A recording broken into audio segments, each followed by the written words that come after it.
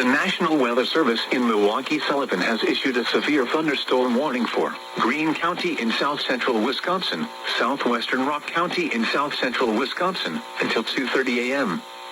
At 1:43 a.m., a severe thunderstorm was located near Argyle, or near Monroe, moving east at 25 miles per hour. Hazard, 60 miles per hour wind gusts and penny-size hail. Source, radar indicated.